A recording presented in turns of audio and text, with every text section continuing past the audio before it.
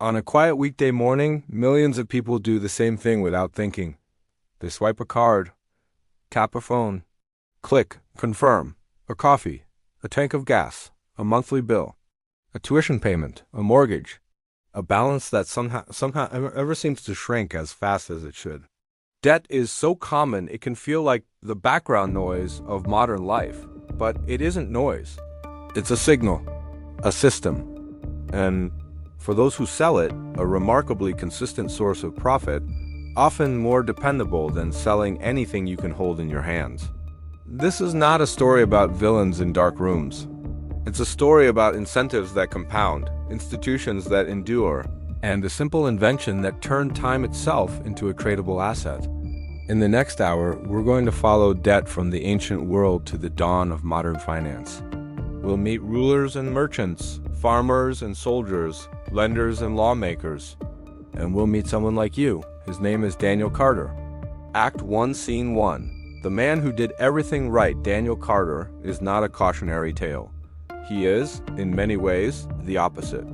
42 years old, married, 2 kids, a steady job in operations at a mid-sized logistics company. He shows up, he performs, he pays his taxes, he votes, he tries honestly to be responsible. Daniel, I'm not someone who lives beyond my means. I've never been. I don't gamble. I don't do crazy stuff. We don't take extravagant vacations. We're pretty normal. Daniel's life is a collage of ordinary commitments: a mortgage, a car payment, student loans, his, and later, his spouse's credit cards used strategically, a medical payment plan from a surprise bill that arrived like an accusation, and the quiet subscriptions that sneak into the edges of a budget. Each one on its own seems manageable. The problem is not any single payment. It's the combined effect, the way payments stack, the way they arrive on different days with different rules, different penalties, different interest rates, the way they create a second calendar running under the first an invisible schedule as real as work hours or school pickup. Daniel is good at math. He tracks spending. He cuts where he can. He makes what most people would call responsible decisions. And yet, every month, something remains true. A portion of his future has already been sold. That is the core of modern debt, not the number on the statement, not even the interest rate. The deeper reality is time. When Daniel was 26, he took out student loans because he was told truthfully that education increases opportunity. The loans worked. He got the degree, the job, the stability. But the debt stayed. It lingered through promotions, through a wedding, through children, through the kind of life that is supposed to feel like arriving. Daniel, it's not like I'm underwater. I'm not missing payments. But it's like the money leaves before I even get to decide what it's for. That sensation money leaving before choice captures something bigger than Daniel's household. It's what happens when debt becomes infrastructure, when it stops being a temporary bridge and starts becoming the road itself. Because once a payment is fixed, it becomes a claim, a right to a slice of your income before you even see it, a quiet, legally enforced priority. To understand how debt became one of the most profitable products in history, we have to start with what it really is. Scene 2. Debt as time, sold in advance. Debt is often described as money you owe. But that's the surface description. The mechanism underneath is more precise. Debt is a contract that monetizes time. It allows you to use resources, now housing, education, equipment, inventory, even groceries, by promising a portion of your future income later. It turns tomorrow into collateral. That is why debt can feel strangely weightless in the moment you take it on. The benefit is immediate. The cost is distributed across months and years, sometimes decades. Debt works by separating cause and effect. Interest is the price of that separation. A simple way to think about interest is rent. When you rent an apartment, you're paying for the use of a space you don't own. Interest is similar. You're paying for the use of money you don't own. But interest has an additional feature, one that turns it from a fee into a machine. Compounding. Compounding means that interest can earn interest. Not only do you pay for using money, you can also pay for having paid late. or for carrying a balance, or simply for the passage of time. Imagine you borrow a bucket of water because you're thirsty today. Now imagine that if you don't return it right away, the required extra cup becomes part of the amount you must repay, and it too begins to require extra cups. Over time, what started as a small premium becomes a growing demand. Compounding is not inherently evil. It is a property of growth.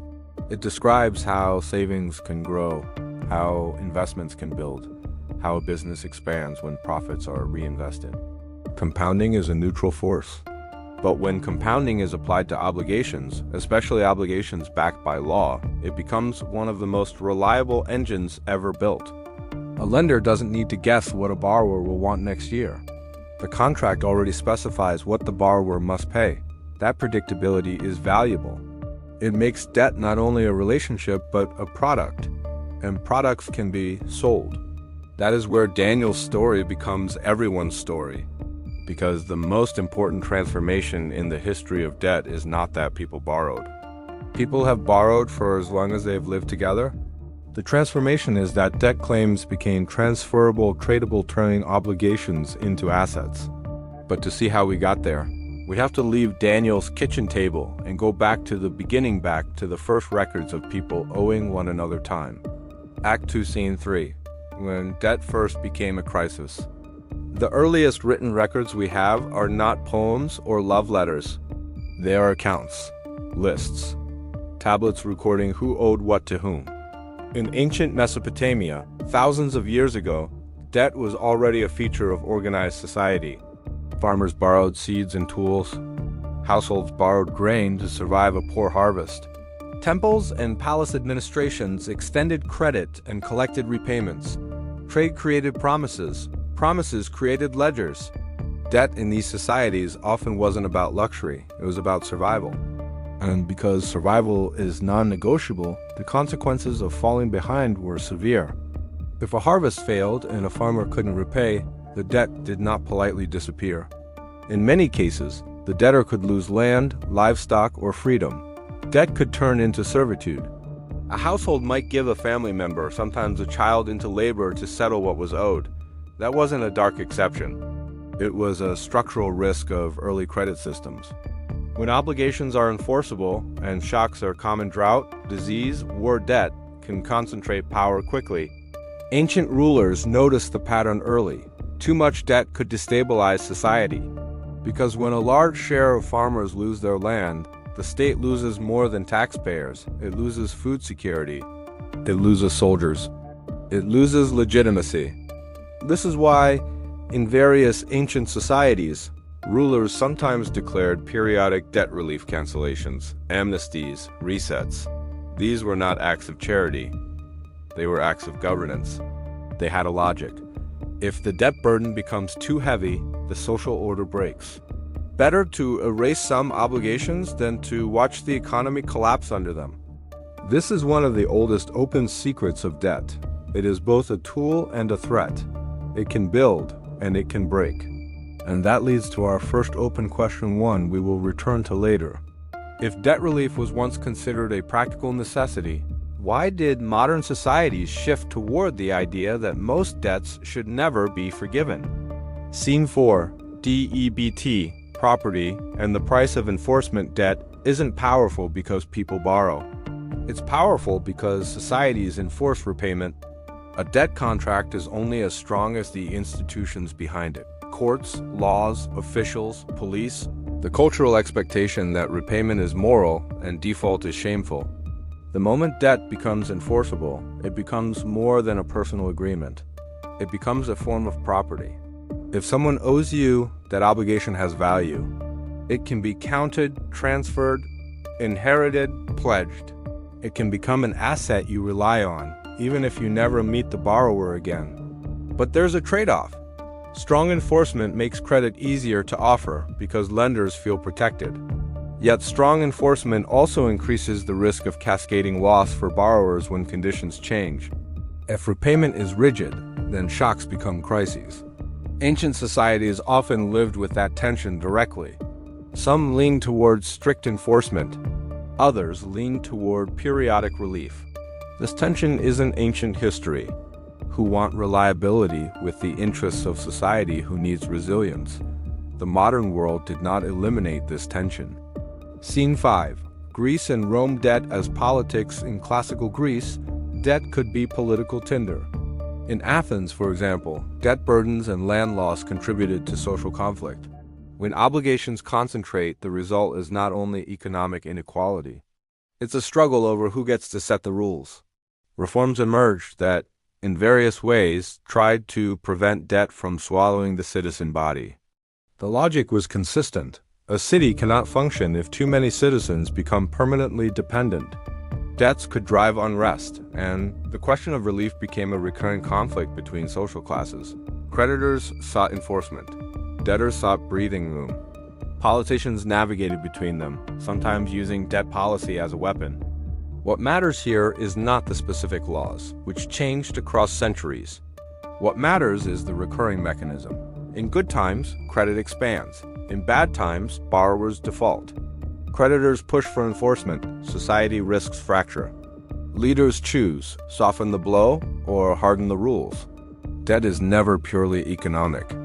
It is always political because it allocates pain. And pain, distributed unevenly, reshapes power. That brings us to the next open loop. When debt becomes political leverage, who tends to win? Those who owe or those who are owed? Act 3, Scene 6. The long bridge to modern Europe after the classical world. Europe's economic systems transformed slowly through empires rising and falling. Through feudal obligations, through the growth of towns and trade, through shifting moral frameworks about lending and profit. For centuries, lending at interest existed, but it was surrounded by controversy. Religious and moral traditions often treated charging interest, especially to the vulnerable, as suspicious or sinful. Merchants needed to finance voyages, cargo, inventories, and risk. States needed funds for fortifications, armies, and administration. As economies grew more complex, credit couldn't be wished away. So societies did what societies always do when they need something but distrust it.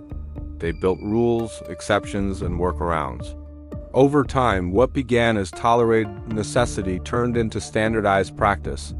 The most important change wasn't simply that more lending occurred. It was that lenders learned how to reduce risk not by trusting individual borrowers but by shaping institutions. This is where the story accelerates. Scene 7. War. The most reliable customer. If you want to understand why debt became so profitable, follow the biggest, most consistent demand for borrowing across history. War. War is expensive. It is sudden. It cannot wait for next year's harvest or next quarter's tax receipts. Armies must be fed now. Ships must be built now. Weapons must be purchased now. Mercenaries must be paid on time, or they leave or they turn. For rulers in late medieval and Renaissance Europe, war was not an occasional emergency. It was a recurring condition of statecraft. Borders were contested. Dynasties fought. Cities competed. Empires expanded and defended. Conflict demanded money, and money demanded credit. Taxation alone often couldn't cover costs quickly enough. Raising taxes could provoke revolt. Selling assets was limited. Debasing coinage could trigger inflation and distrust. Borrowing became the flexible solution. And once rulers began borrowing regularly, something else became true. Whoever financed the state gained influence over the state.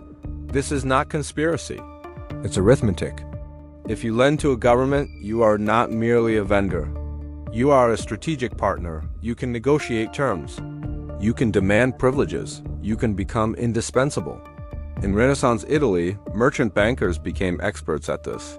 They financed trade, yes, but they also financed governments, city-states, princes, popes. They developed systems of accounting, letters of credit, and networks of trust that could move value across borders. The brilliance of merchant banking was not that it created money from nothing. It was that it created coordination and ability to mobilize resources across distance and time. And in a world where war and politics moved fast, coordination was power. This introduces another open loop. When private financiers become essential to public power, How does a state preserve its independence? Scene 8. The state as a borrower. Why it's different. Daniel Carter borrows because he needs a home. In education, a car, things that produce value for him, but require cash up front.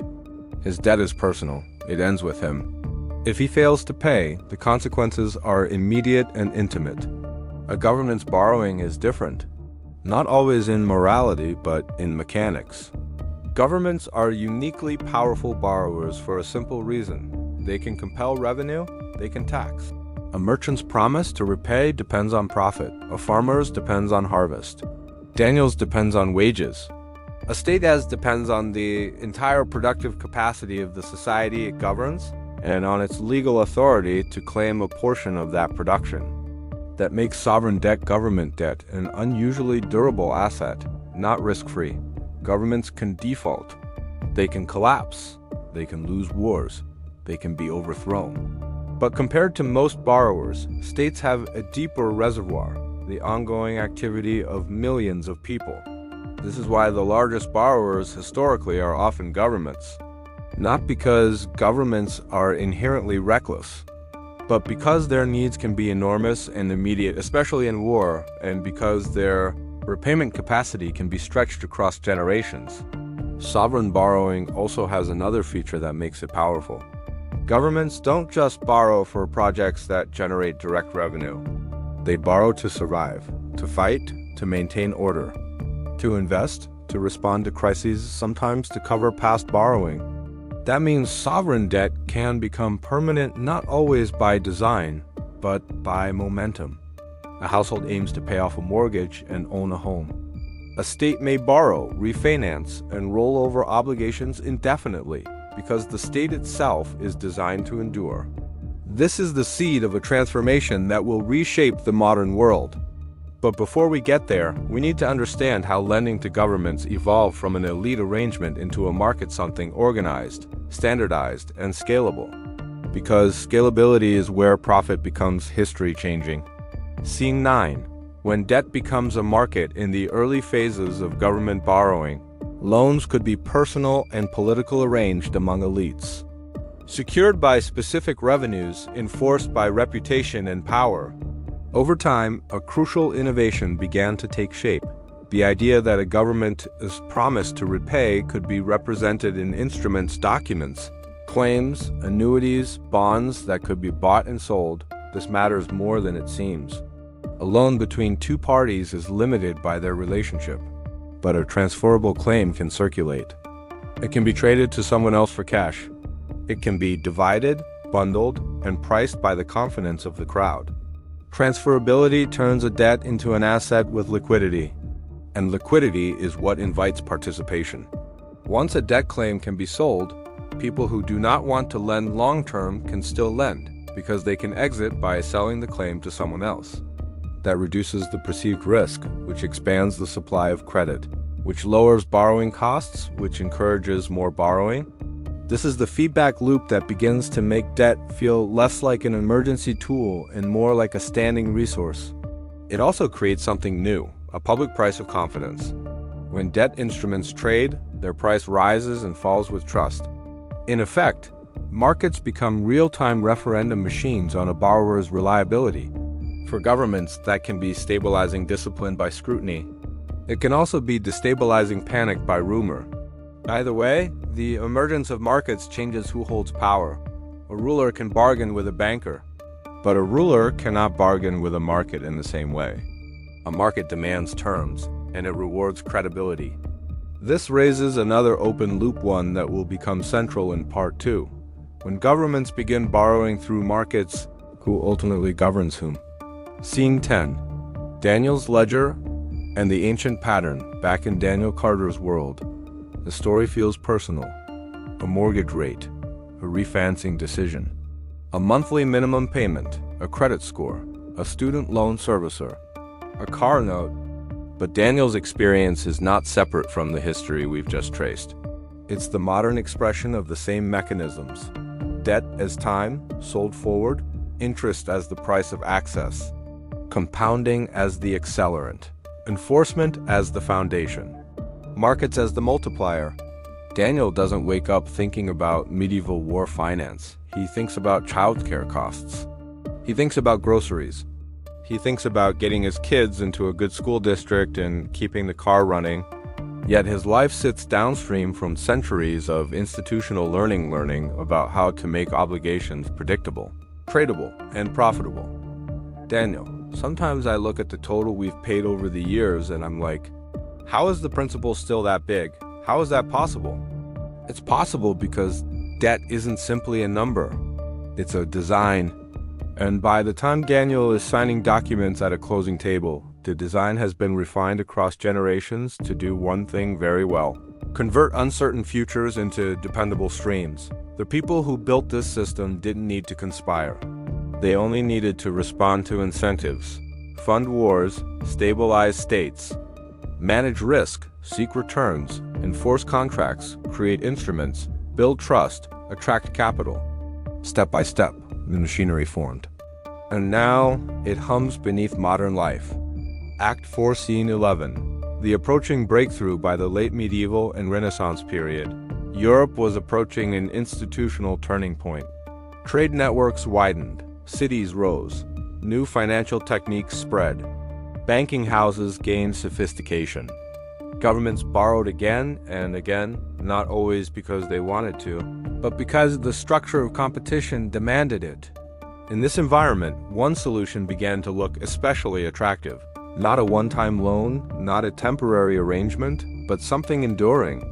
A system where a government could borrow on standardized terms, where investors could buy claims with confidence, where repayment was tied to reliable revenue streams, where debts could be refinanced rather than extinguished, where the state could carry obligations forward not as a crisis, but as a permanent feature of governance, permanent national debt. At first glance, the idea seems dangerous. If debts never end, doesn't the burden grow forever? And yet, history shows something counterintuitive. Permanent national debt, when designed in a certain way, can become not a weakness but a source of extraordinary power. It can allow a state to mobilize resources at scale, to outspend rivals in war, to stabilize finances through predictable payments, and to turn its own credibility into a weapon. But to make permanent debt work, you need something more than paper promises. You need a breakthrough in trust. You need institutions that convince strangers, ordinary people with savings, that lending to a government is not merely patriotic or risky, but rational.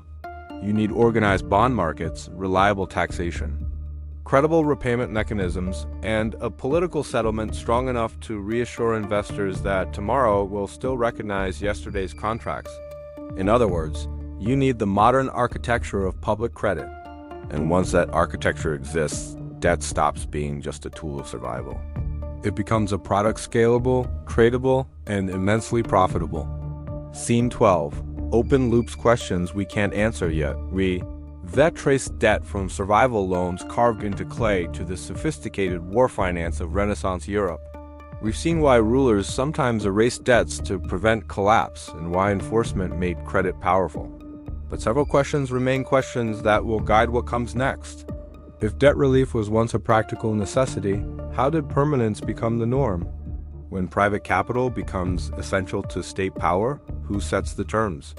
How did ordinary people, merchants, widows, craftsmen become investors in government debt? What changed so that a government as promised became one of the world's most trusted assets? And what happens when debt stops being something you pay off and becomes something the system depends on? The answers are not hidden. They're written into institutions that still shape Daniel Carter's life today. And they begin with a nation that engineered a new kind of trust-turning government borrowing into an engine that could run forever. Act 5, Scene 13. The nation that engineered trust. And they begin with a nation that engineered a new kind of trust-turning government borrowing into an engine that could run forever.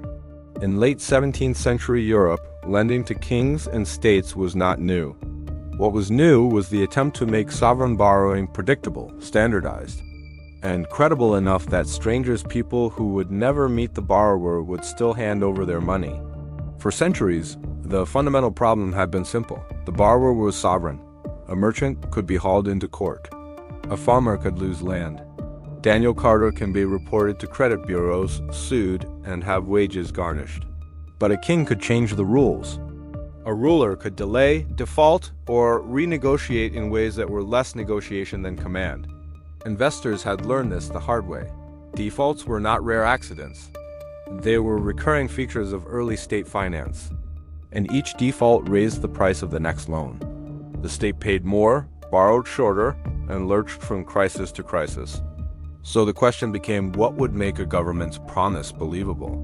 Not in the moral sense. Governments have always contained both honor and opportunism, but in the mechanical sense. Credibility isn't a feeling, it's a structure. It lives in institutions that constrain arbitrary power and connect repayment to stable revenue. In England, after political upheaval and war, a new arrangement emerged in which parliamentary authority over taxation and spending grew stronger. The details of that settlement were contested, imperfect, and shaped by the priorities of elites, but the financial consequence was clear. Lenders began to see repayment not as the personal whim of a monarch, but as an obligation embedded in the broader governing system. That shift away from personal rule and toward institutional commitment created a financial breakthrough. The state could borrow larger sums at longer maturities with lower interest because investors believed the system would keep paying even when leaders changed. And once a government can reliably keep paying, debt can become something more than an emergency measure. It can become permanent. Act 6, Scene 1. Permanent national debt. A paradox that worked. Permanent national debt sounds like a warning label. A debt that never ends. A burden passed to children and grandchildren. A state permanently chained to its creditors. But historically, permanent did not necessarily mean growing without limit. It meant something more technical and more transformative. The state no longer treated debt as a one-time obligation to be extinguished as soon as possible.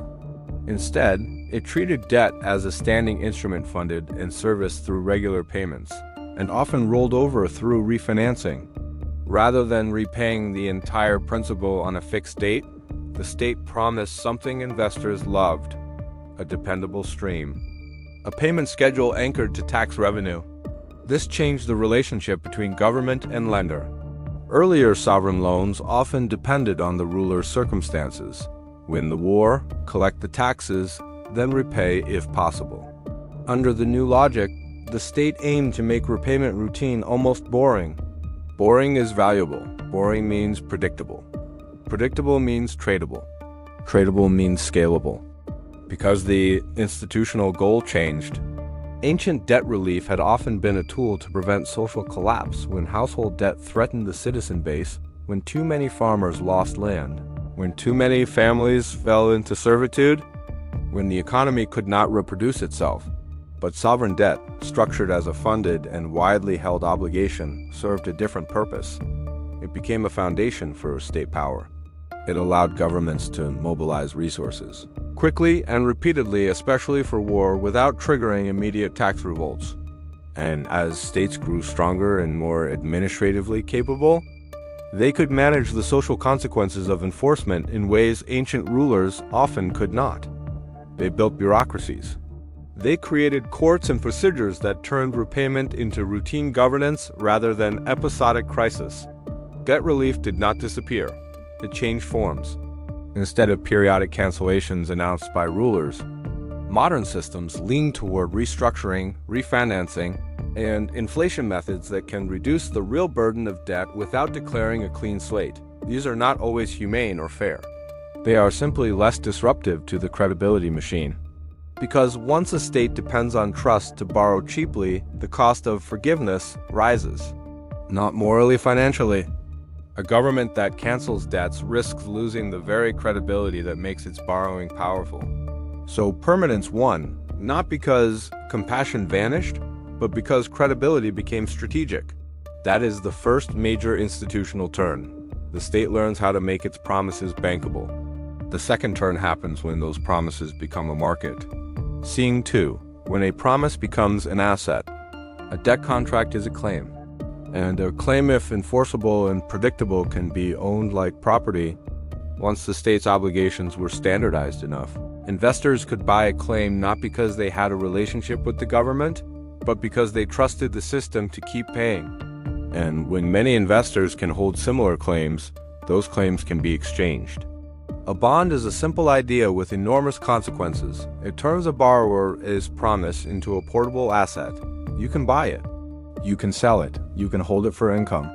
You can trade it for cash if you need liquidity. This portability did something subtle but revolutionary. It brought a new kind of participant into state finance. People who were not bankers, not courtiers, not war contractors, ordinary investors with savings. Not everyone, not equally. Early bondholders were still overwhelmingly people with wealth, but the principle had shifted. Ownership of the state's debt could spread outward beyond a single financier, beyond a single city, beyond a narrow circle of insiders. And once a debt market exists, the state becomes tethered to something that did not exist in ancient empires, a public price of trust. Bond prices rise when confidence rises. They fall when confidence falls. Interest rates move with that confidence. Borrowing costs change not only with war and taxation, but with belief. This begins to resolve the second open loop from part 1. When governments begin borrowing through markets, who governs whom? But they discipline. A government that wants cheap credit must behave in ways that preserve credibility, reliable taxation, predictable policy, avoidance of outright default, and crucially institutions that signal continuity. In exchange, the market provides what rulers have always wanted, access to large amounts of money quickly. So the relationship becomes mutual dependence. The government needs the market needs the government's stability. In this dependence lies a new form of power, less personal, more systemic. And as the system matures, it generates a new institution designed to stabilize it. A bank that is not just a bank. A bank that stands behind the state.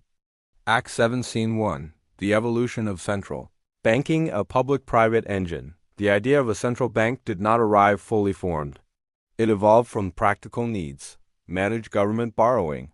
Stabilize payments, organize credit, and when panic hits, prevent the entire system from collapsing under its own fear. At first glance, a central bank can look like a technical body. Rates, reserves, liquidity, policy meetings. But its deeper role is historical. It is an institutional bridge between government promises and financial markets. It helps answer the question investors always ask. If things go wrong, who ensures the system keeps functioning? In a developing bond market, the greatest threat is not only default, it is panic. If too many people try to sell at once, prices collapse. If banks cannot meet withdrawals, solvent institutions can fail simply because they cannot access cash quickly enough. A crisis of confidence can become a crisis of reality. Central banking emerged in broad terms as a solution to that vulnerability. By organizing the state's finances and providing liquidity to the system, it made public credit more resilient. Resilience lowered risk. Lower risk lowered interest rates. Lower rates expanded borrowing capacity. Expanded borrowing increased the scale of the market, and there it is again, the feedback loop. Debt becomes cheaper to issue, easier to hold, easier to trade. And because the state is the largest borrower, the state's debt becomes the anchor around which other debts begin to organize. This is where bonds begin to connect citizens, investors, and governments in a way that would have been unimaginable in the ancient world. A citizen pays taxes. Bonds pay interest to investors. Investors who might also be citizens reinvest or spend that income. Banks use government bonds as safe collateral. The state uses cheap borrowing to fund wars, ports, canals, and later, public services. It becomes a circular system of claims and payments. To Daniel Carter, this can sound abstract until you translate it into modern life. The pension fund that holds retirement savings often holds government bonds. The insurance company that promises payouts holds bonds. The bank that offers a mortgage often uses government debt as a benchmark for interest rates. Even if Daniel never buys a bond, he lives inside an economy shaped by bonds. A government bond isn't just a loan to the state. It's a measuring stick for the entire price of money. Scene 2. Industrialization, when credit meets machines, industrialization did not just change how goods were made, it changed how time and risk were managed. Factories required large upfront investment: buildings, machines, raw materials, wages before sales. Railways required enormous capital and long time horizons. Shipping networks expanded.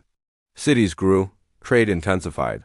The modern economy became a system of projects that needed financing before profit. Credit was the answer. Banks professionalized. They developed methods to evaluate borrowers, demand collateral, and price risk.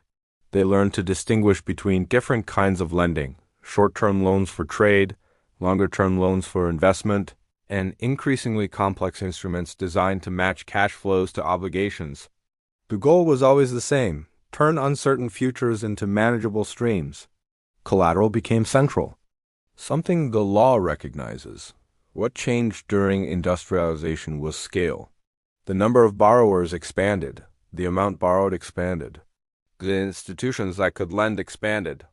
And with scale came standardization: forms, procedures, repayment schedules, interest calculations. Debt became more legible to institutions and less personal to individuals. A merchant once borrowed from someone who knew his reputation. Now a borrower could be assessed by records. Records became power. And this is the seed of a cultural shift that would eventually reach Daniel Carter's kitchen table. Because once lending is standardized, it can be mass-produced. And once it can be mass-produced, it can become normal life.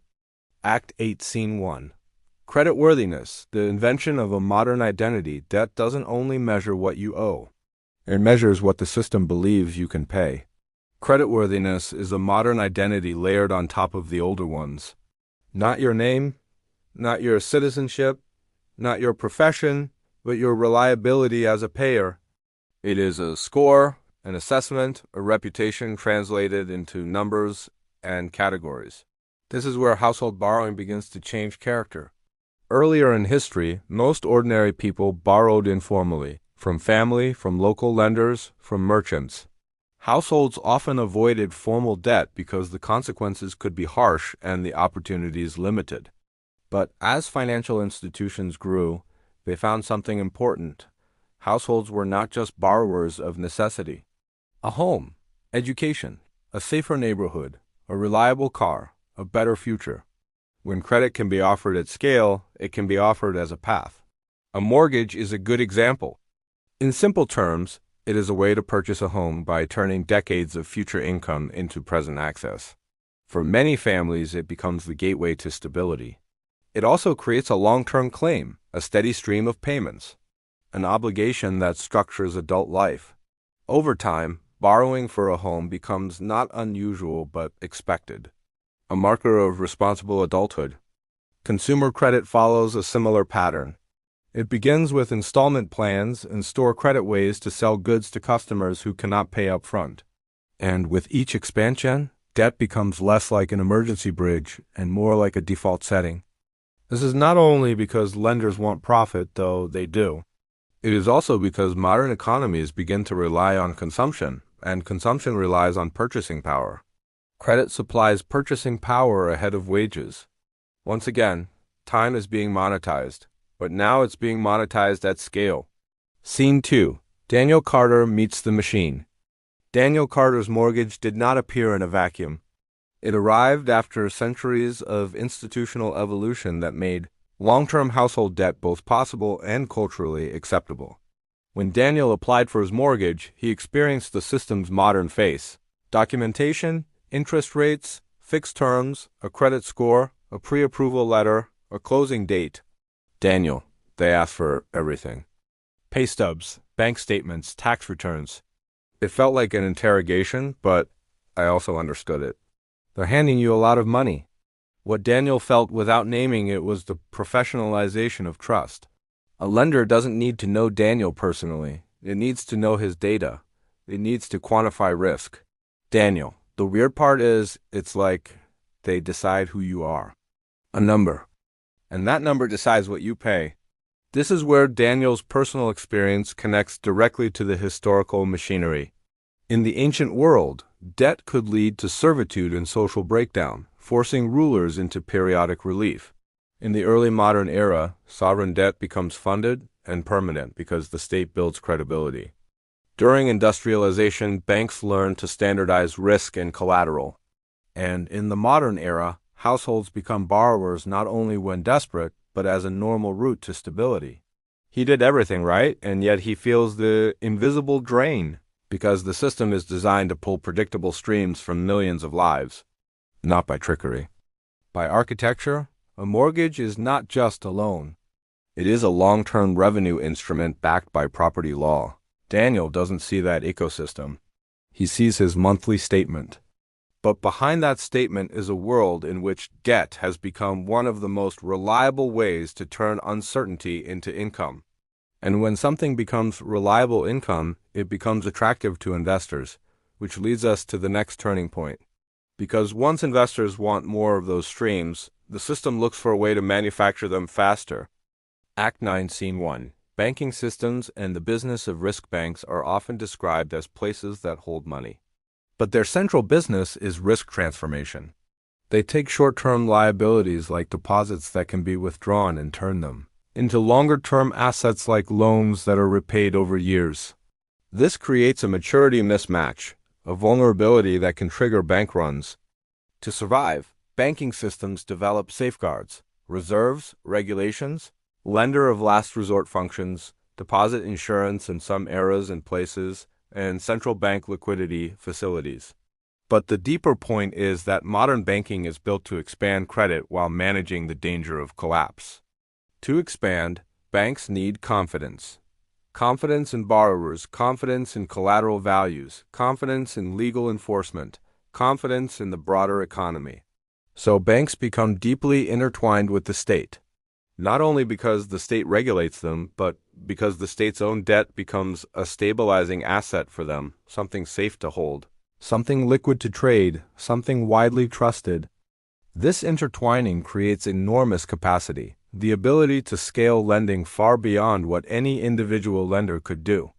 And as this capacity grows, new kinds of debt become possible. Longer mortgages, wider consumer credit, corporate bonds, municipal borrowing, student loans, installment financing for almost anything. The core logic remains: turn future payments into present value. And then, crucially, turn those payment streams into assets that can be bought and sold. This is where we begin to approach the doorstep of modern financial engineering. But to understand why that next step was so tempting, we need to see the cultural shift more clearly. Because markets don't only change institutions, they change what people believe is normal. Scene 2. When borrowing becomes moral. In earlier eras, debt carried stigma. Not everywhere, not always, but often, borrowing could signal vulnerability. Owing could mean dependence. Modern credit culture flips that. Borrowing becomes associated with progress. Buying a home, starting a business, getting an education, furnishing a life. Credit becomes an expression of confidence by both borrower and lender, and repayment becomes moralized. Not just a contractual obligation, but a sign of responsibility. The modern borrower is trained to think of debt management as character management. Keep your score high, keep your ratios low, keep your record clean. This moral framing is powerful because it stabilizes the system.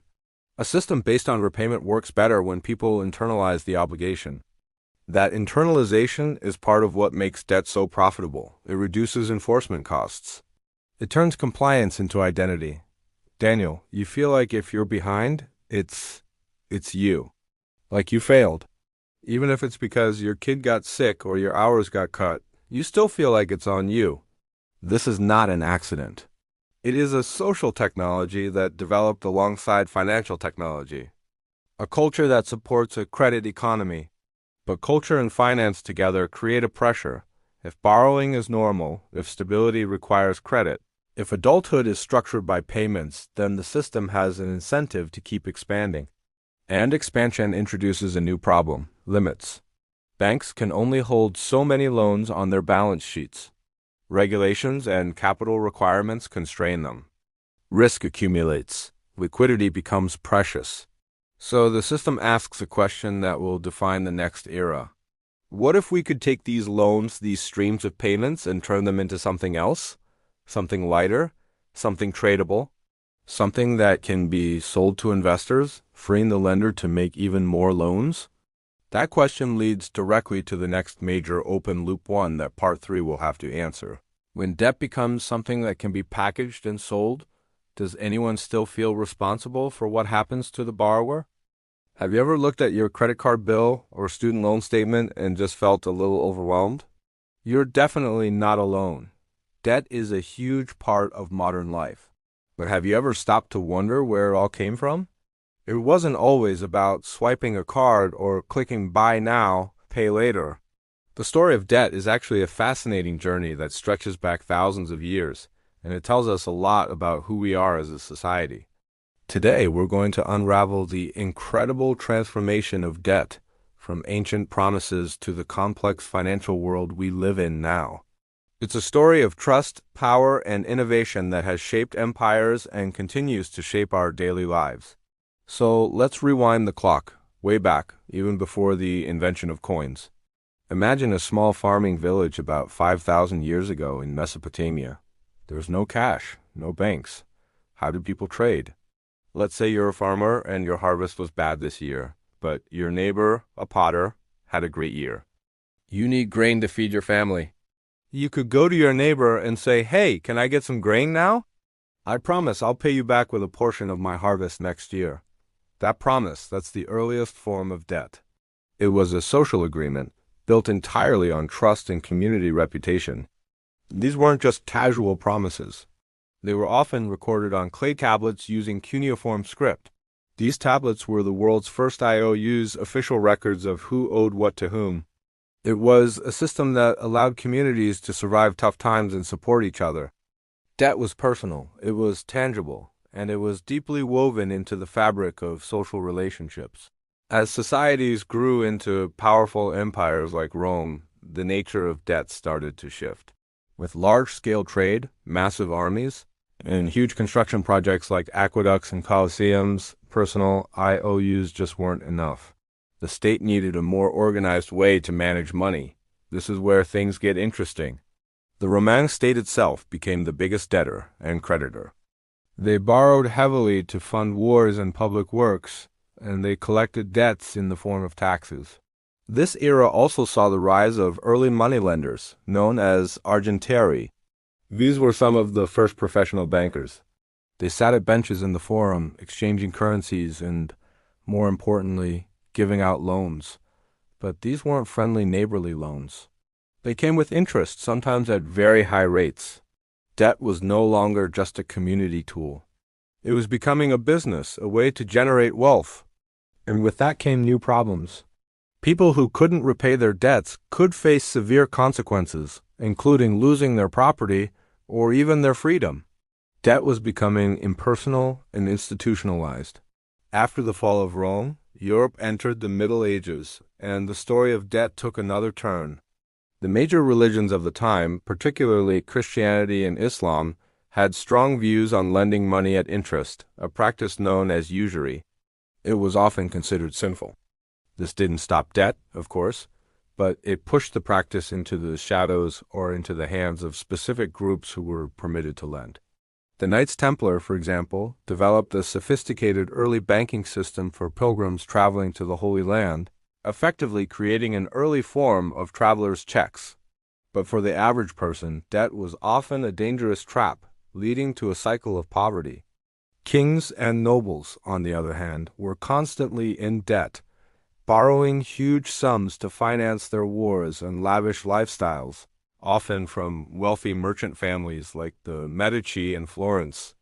These families became so powerful through their lending activities that they eventually became rulers themselves. This period shows us how debt became a powerful political tool, capable of funding kingdoms and shaping the destiny of nations. Then came the age of exploration and the rise of global trade. This is where debt truly went global and started to look a bit more like the system we know today. European nations needed enormous amounts of capital to fund expeditions to the Americas, Africa, and Asia. How did they raise the money? They created the first publicly traded companies like the Dutch East India Company. Investors could buy shares in these companies, effectively lending them money in exchange for a share of the profits from their voyages. This was a revolutionary idea. It allowed risk to be spread among many people and mobilized vast sums of capital. Alongside this, the first modern national banks were established, like the Bank of England in 1694. Its primary purpose? To lend money to the government. This created the concept of national debt, where a country borrows money by issuing bonds, promising to pay it back with interest. Debt was no longer just between people or with a local lender.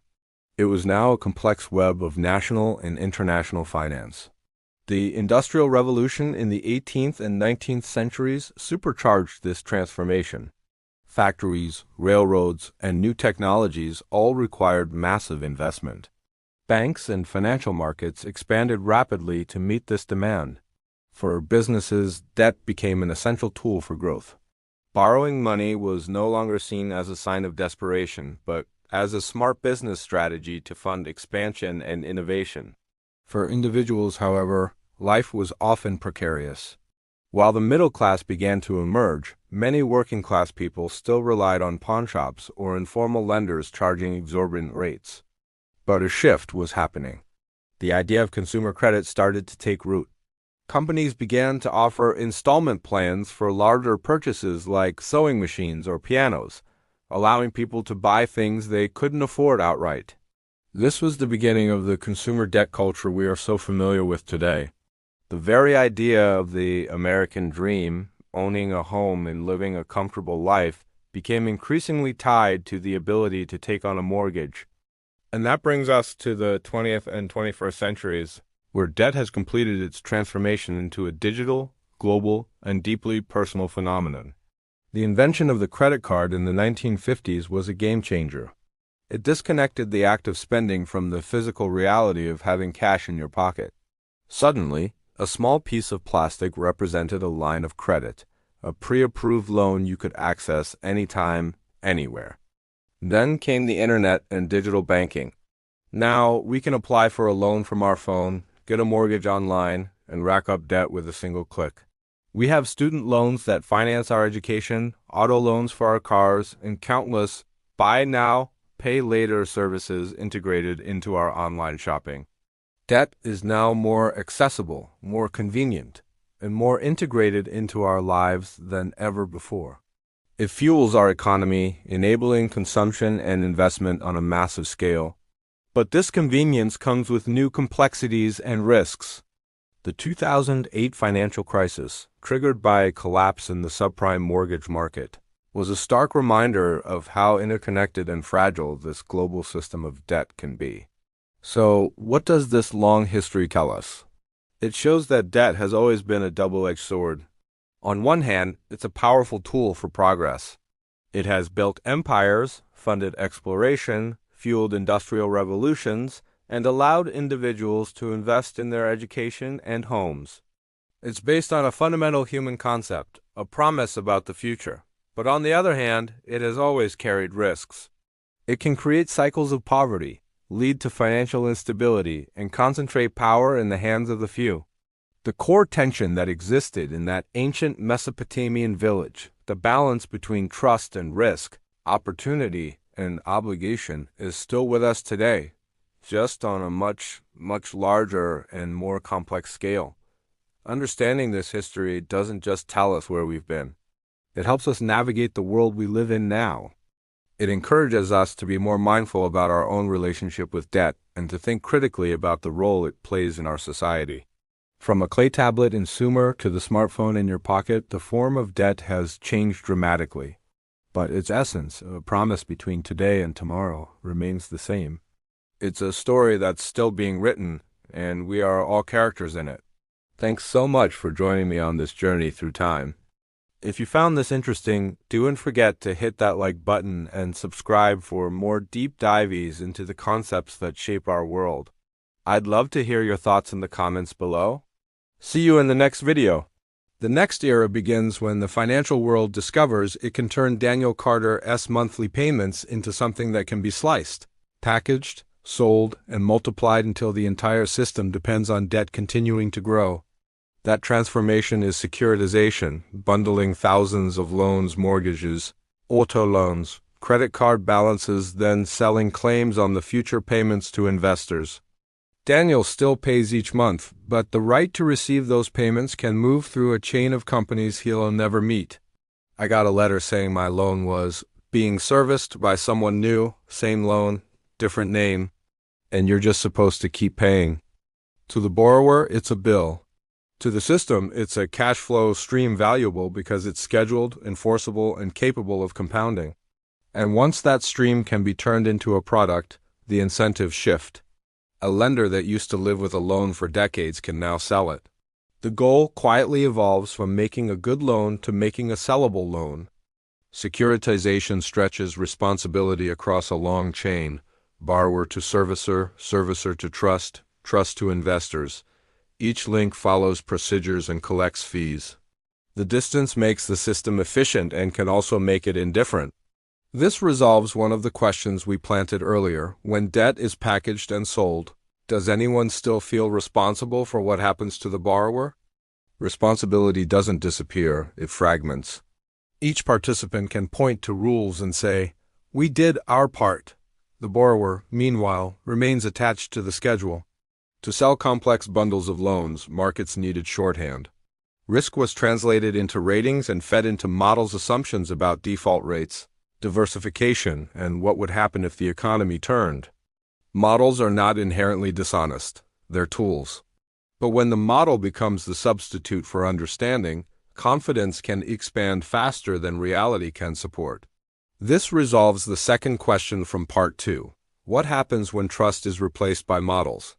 Confidence can outgrow comprehension and mispricing can spread everywhere at once. Securitized pools were often sliced into tranches layers paid in a specific order. Some tranches looked very safe, absorbing losses only after lower layers were wiped out. In calm markets, the structure created the appearance of stability, but structure rearranges risk. It doesn't erase it. And when enough losses hit, protected layers can fail too. In 2008, the system collided with its own premise. Housing prices fell broadly enough to break the assumptions that made the products look safe. Defaults rose, cash flows weakened. Investors questioned values, liquidity vanished. When markets can't price an asset, they stop trading it. When they stop trading, institutions that rely on trading for cash can fail. Panic becomes mechanical. People got quiet. Like everyone was waiting to see who'd lose their job, who'd lose their house, who'd get hit next. Authorities stepped in not because they loved financial firms, but because debt had become the economy's operating system. A full collapse would have frozen credit, payments, payrolls, everything. The ancient dilemma returned in modern form. Enforce failure and risk systemic collapse or intervene to keep the machine running. After the crisis, low interest rates and global capital flows made borrowing cheap and persistent. Debt didn't vanish. It spread across new places and new forms, while the world grew more interconnected. Sovereign debt anchored markets. Corporate debt powered expansion. Household debt structured normal life. You can't really opt out. The payments are just the shape of adulthood. Debt became the most profitable product in history, not because it is a trick, but because it has rare commercial traits. It's predictable, enforceable, scalable, tradable, and compounding. Above all, it monetizes time. Debt is permission purchased in installments. And when that permission can be bundled and sold, the system develops a new dependency. It must keep rolling because your payment is someone else's income, collateral, and stability. Daniel doesn't regret his home or his education. What he regrets is not understanding what the schedule really meant. 30 years isn't just a number, it's a chunk of your life. Debt is not a conspiracy. It is a technology of promises protected by institutions, amplified by markets, and made profitable by compounding. In the end, the question isn't whether debt will exist. It's whether we build a system where debt serves life rather than life serving debt.